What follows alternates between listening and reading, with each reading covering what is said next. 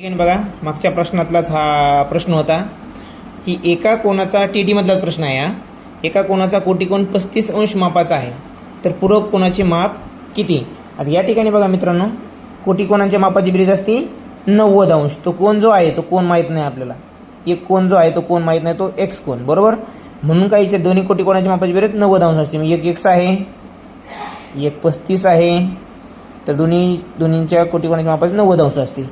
तर मग एक्स बरोबर किती येईल मित्रांनो? 90 वजा 35 बरोबर 55 किती येईल? हा 55 डिग्री येईल, बरोबर. हा झाला एक्सची किंमत. आता काय विचारते नाही, तर पूरक कोणाचे माप किती?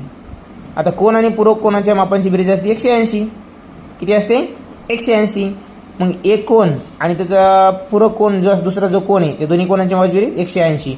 तर दिल्या 55 दिलाय, तुमचा माहीत नाही, यांची बेरीज असते 180. बघा या ठिकाणी मुलं गडबड करतात.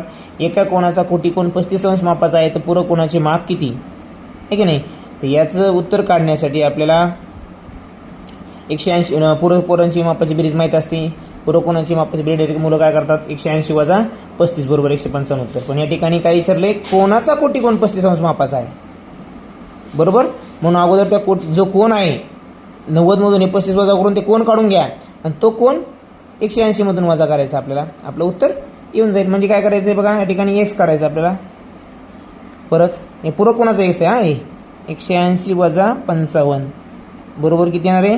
125. म्हणजेच काय, पूरक कोणाचे माप जे आहे, हे पूरक कोण आहे, हा जो आहे ना, हा पूरक कोण आहे. हा जो एक्स होता हे आपल्या कोटिकोणातला एक्स होता.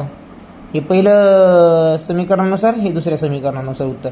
तर आपल्याला काय पाहिजे होतं, पूरक कोणाचं कोण पाहिजे, तो 125 अंश. म्हणजे उत्तर काय आपलं 125 अंश. या ठिकाणी बरेच मुलं चुकण्याची दाट शक्यता असते.